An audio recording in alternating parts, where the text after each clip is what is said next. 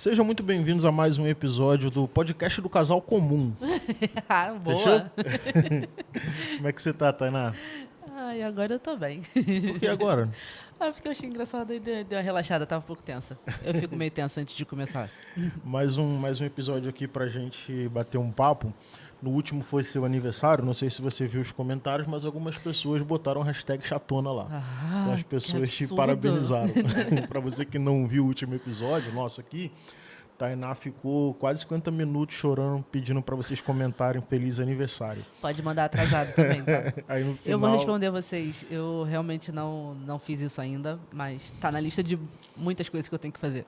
Aí no final do episódio, ali por volta de 55 minutos, eu botei assim...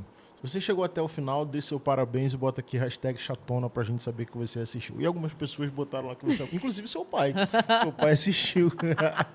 E deve estar pensando até agora que eu sou chata pra cacete. É, que ele será fala que isso ele não bastante. pensa isso há 33 anos? É, ele fala isso bastante. Filhos são chatos? Ó, São.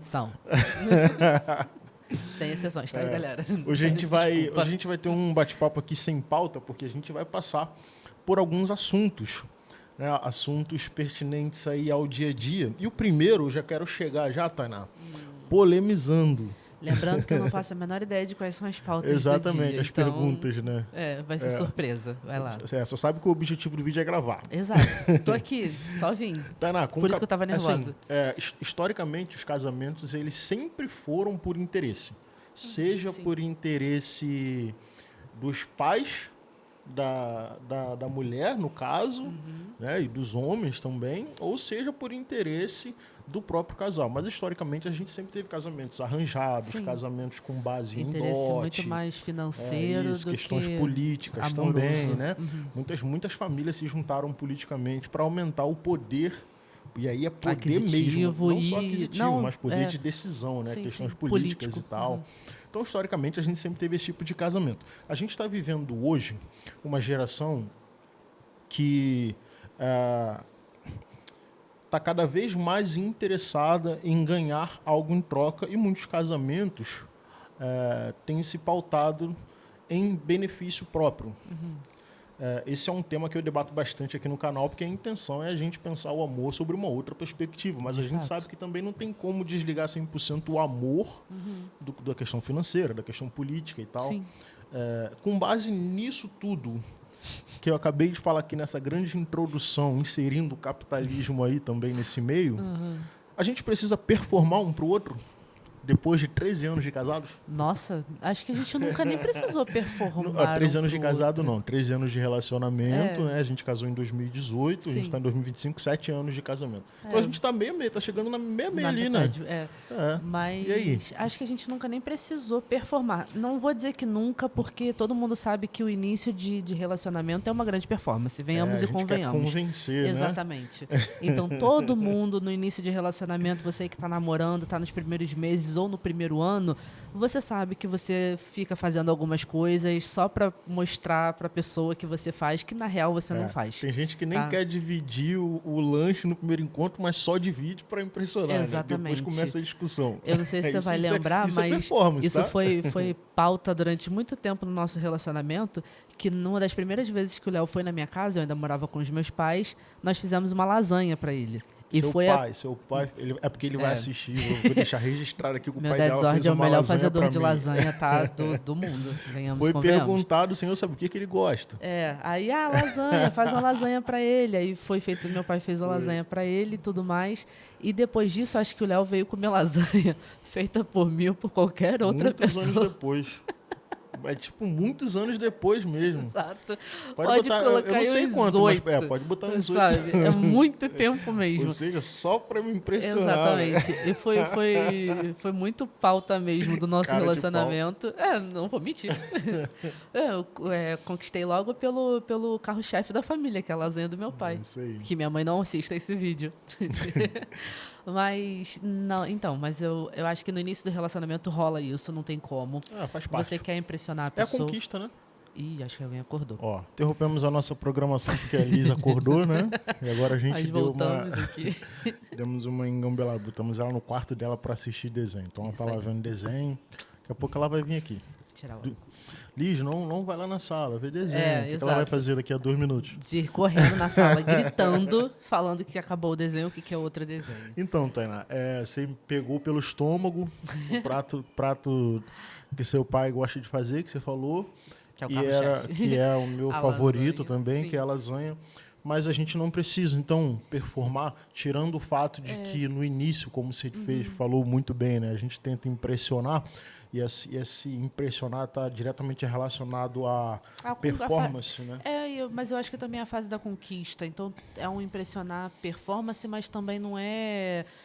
Não, o que a gente entende como performance, sabe? Porque eu ia falar exatamente disso agora, porque a gente tem duas formas de olhar a performance. Exatamente. Tem a performance de impressionar para Só você pela causar uma conquista. boa impressão, né? Pô, tô apaixonado e tal, vou omitir algumas coisinhas aqui, um comportamentozinho ali, Ou vou fazer tentar a dar umas vontade exageradas dele em ou alguns dela. outros para mostrar Isso. que eu tenho... Beleza. E quando a performance, então, ela está relacionada diretamente ao desempenho, por exemplo, profissional de e o quanto isso pode afetar no desempenho profissional do outro. Por exemplo, você está crescendo muito profissionalmente e eu posso estar ficando para trás. Esse tipo de performance, ele tem como ser saudável dentro de um relacionamento? Não sei, porque eu acho que tudo depende da forma como esse casal está levando. Vou usar também a gente como exemplo, né? Em momento nenhum, o fato de eu crescer profissionalmente faz com que você se sinta mal e tenha a necessidade de crescer ao mesmo tempo. E eu também não faço para aparecer no sentido de, ai, olha aqui o que eu estou fazendo e você não está, entendeu? Será que nunca me incomodou? Não, então, não sei. Mas estou querendo dizer É assim... reflexão. Partindo de mim, pelo menos, eu não faço como uma forma de talvez jogar na sua cara. Sim. Acho que esse é o ponto. Não, quando eu disse não incomodou, nem falo sobre o seu comportamento ou sobre a sua performance, mas como eu vejo Sim, você eu desenvolver indo... ao longo da vida Entendi. e tal. Até que ponto isso não interfere na mente do homem ou na mente da mulher, caso seja o contrário, né? Caso sim. seja o homem que está se destacando Então, profissionalmente. aí era o ponto que eu ia chegar, porque eu acho que tudo depende da forma como esse casal está levando essa vida, vamos dizer assim, esse dia a dia. Eu acho que uma coisa é você estar num ambiente de trabalho que meio que te obriga a crescer, crescer profissionalmente, sabe? Se você não estudar, você não vai conseguir melhores condições. Se você não estudar, você vai ficar meio que estagnado naquele mesmo lugar. E é bom que você estude, que você prossiga para que você possa crescer. Sim. Então, esse ambiente te induz a isso. E se esse casal já sabe que o ambiente de trabalho de um ou do outro funciona dessa forma, talvez seja normal saber e ver que minha esposa ou meu marido está estudando, está crescendo, está se especializando, está se profissionalizando. Destacou, né, de certa forma. Mas porque o trabalho dela exige isso dela, ou dele. Não se destacou numa competição entre o casal, mas se destacou entre o casal porque aquele trabalho em que ele ou ela está permite que ele cresça mais e o meu não. Então, por mais que eu estude, por mais que eu corra, o lugar que eu estou trabalhando, por exemplo, pode não me permitir chegar a lugares maiores, salários melhores. Né? Mais ou menos isso. Sim. Eu acho que aí é a forma de percepção dos dois. É diferente, por exemplo, se ambos estivessem numa mesma carreira, vamos dizer assim. Os dois são, sei lá, administradores. E aí, numa mesma empresa, inclusive, só que em setores diferentes. Mas aí um começa a estudar, a buscar, a crescer e etc., como uma forma de jogar na cara, entre muitas aspas, do outro que ele está seguindo, está melhorando, e o outro não. Sabe? Já deixou de ser um relacionamento saudável, né? Começa já tem uma disputa entre o casal. A disputa entre os dois, até onde eu consigo chegar com a minha evolução, até onde você consegue chegar com a sua. E, obviamente, eu quero chegar primeiro. Sim. Entendeu? E eu acho até saudável que haja uma competição, sim, entre o casal. Literalmente essa competição de ver quem chega mais longe, mas não na disputa com base no ego, mas na disputa com base no crescimento familiar. Então, eu acho muito legal que o casal também assuma esse papel de, vamos cair dentro, vamos estudar para a gente crescer e tal. Não é bem uma competição, porque os dois estão no mesmo... Aí esse é o ponto. Eu acho que, nesse caso, não é uma competição. Sim. É só aquela coisa dentro da minha só falando de profissional, né, especificamente, mas dentro da minha realidade profissional. O que eu posso fazer para melhorar a minha condição financeira, que, consequentemente, reflete na minha família? Então, eu posso fazer uma pós-graduação, uma faculdade, um mestrado, um doutorado, um pós-doc, seja lá o que for. E você, dentro da sua profissão, profissão, dentro do seu ambiente profissional, o que você pode fazer para melhorar a condição Mapear, financeira. né? Mapear Exatamente. o ambiente de trabalho, os setores, ver aonde eu posso chegar no cargo que eu estou. Exatamente. Até o quão longe você pode ir dentro daquela perspectiva e você pode talvez trocar de local, Entendi. ir para outro para que você possa crescer. Eu acho que nesse caso é saudável, porque os dois estão pensando no benefício da família, sabe? Não é uma coisa eu quero aparecer, é uma coisa se eu crescer, a minha família cresce comigo. Então, mesmo que um dos dois não cresça, em hipótese alguma, por exemplo, o emprego que eu tinha antes, eu não tinha possibilidade de crescimento nenhum. Sim. Eu estava ali naquele cargo e eu ia ficar para o resto da vida ali naquele cargo. A chance de eu trocar era quase zero, né? Então, Tinha, tinha, mas é tipo absurdo, né? absurdo, exato. Fora que, se você parar para pensar, existiam muitas outras pessoas na Mais minha antigas, frente. né? Hierarquia posto. Exatamente. Até que eu tivesse a chance de crescer de cargo. Mas então não adiantava eu estudar, não adiantava eu me profissionalizar, não adiantava eu fazer uma pós, não adiantava absolutamente nada. Para que eu crescesse dentro daquela situação em que eu estava, só mesmo se alguém fosse demitido e me dessem a oportunidade de estar no cargo daquela E para o pessoa. lugar que você estava, para você entrar para o cargo, por exemplo, de uma chefia, você também não precisava de nenhuma formação a mais. O que exatamente. você tinha já servia. Exato. Né? Eu minimamente. E a outra? Minimamente eu precisava do QI, né? Sim. De alguém que me indicasse Sim. e falasse, não, ó, pode botar que essa daqui é boa. Então, Sim. assim, se você, por exemplo, estivesse num lugar que você precisasse trabalhar, se especializar como você estava, no emprego mesmo de ACS, você podia estudar, fazer uma pós, talvez sair de ACS, virar um técnico, talvez sair de Não, um para mim não técnico. tinha possibilidade zero de crescimento. É porque era um cargo público mas eu digo e era que só aquilo.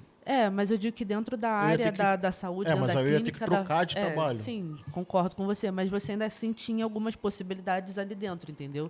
De Então, talvez não tinha- fazer um técnico... Mas aí não é crescimento, é uma possibilidade baseada no pedir demissão E e para pra um uma outro lugar, né? Porque possibilidade de crescimento mesmo não tinha. Era aquilo ali e acabou. Tanto no que eu fiz o máximo, curso técnico e pra o máximo que melhorar aconteceu salário, foi a né? melhora no salário. De Não fato. fui para outra posição, né? Continuei. Mas assim, pensando numa clínica da família, por exemplo, a pessoa chega ali como agente comunitário, ela pode, por exemplo, fazer um técnico de enfermagem, talvez trocar de cargo dentro daquela mesma Não, clínica. na verdade tinha possibilidade de crescimento sim, porque se eu fizesse, por exemplo, uma pós-graduação em gestão da saúde, uma pós-graduação em saúde da família, e juntasse isso com alguns anos de trabalho, eu poderia concorrer ao cargo de gestão da unidade básica Aí, de saúde. Tinha vendo? realmente. Então tinha um pouco mais de possibilidade. Então eu estaria num lugar que não me permitia crescer e você estaria num lugar que te permitiria absurdamente crescer. E você ia ter que estudar, fazer as pós, Sem fazer precisar todo... pedir demissão, realmente. Exato. Você ia continuar ascendendo enquanto eu ia estar estagnada. Mas para a gente isso estaria tudo bom, porque no fundo, a gente já está vendo isso como uma oportunidade de crescimento Sim. familiar, financeiro, vamos dizer assim.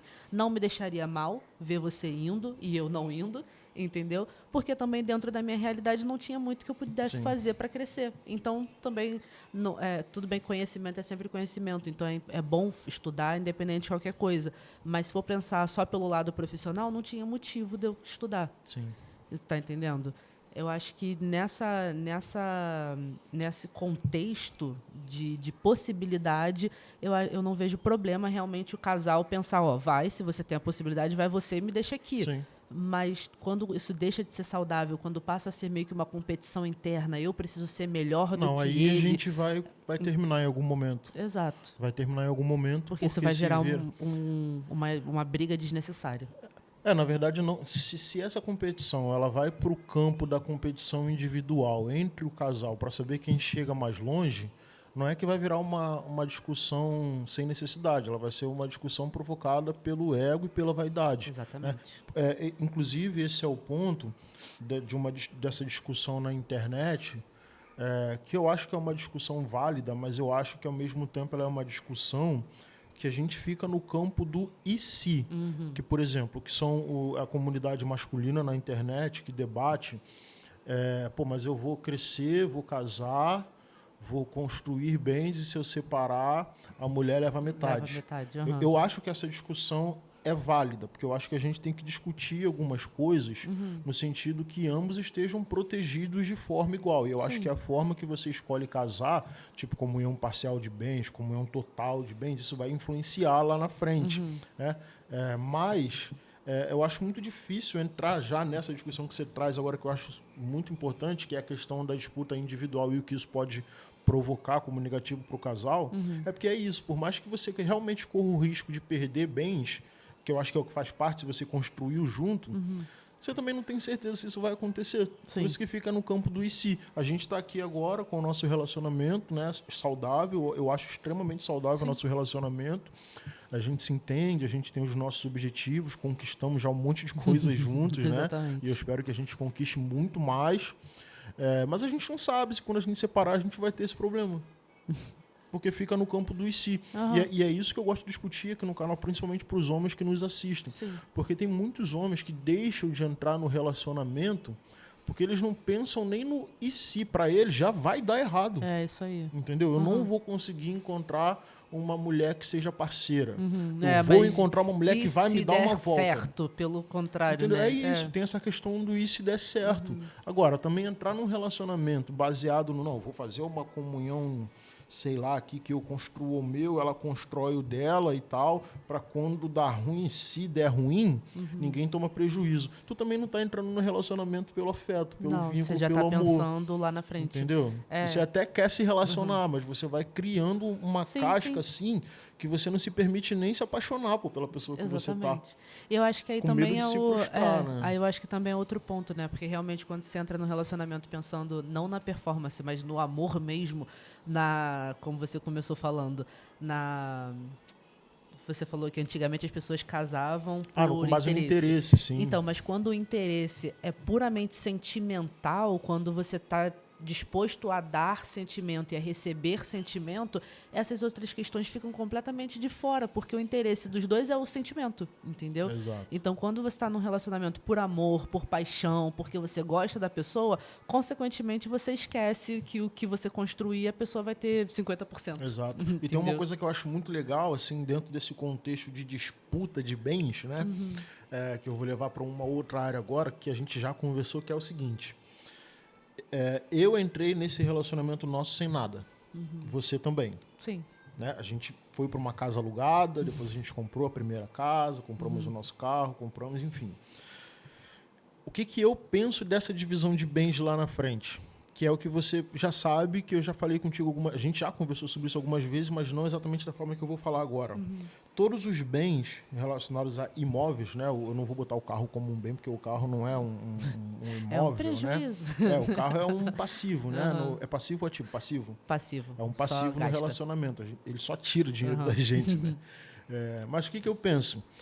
Quando eu penso em comprar casas, eu penso nos filhos. Eu não consigo pensar na gente, na né? gente. Inclusive, essa é uma pergunta que eu tenho aqui para fazer. Né? A gente mora na nossa casa ou a gente só usa a nossa casa?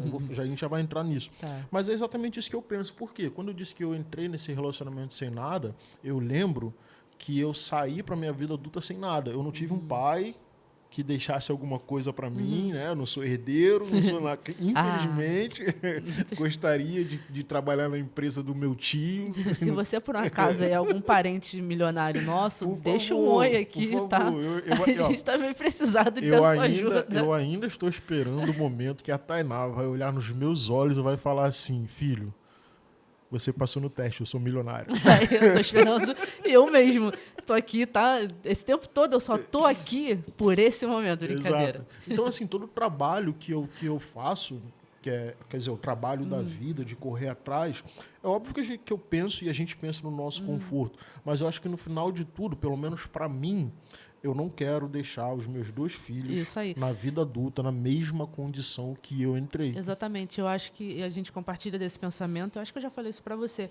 Que logo assim, quando a gente pensou em vender a primeira casa, o meu pensamento era justamente esse. A gente tem 2 casas e 2 filhos. Então, tecnicamente, a gente tem uma casa para cada filho, sabe? Quando a gente já não estiver mais aqui no aluguel, eles já não vão ficar. Exatamente. Pelo menos um tá com um cantinho ali, o outro tá com um cantinho aqui. Não necessariamente vão morar nessas casas, mas pelo menos eles já têm alguma coisa, sabe? Então,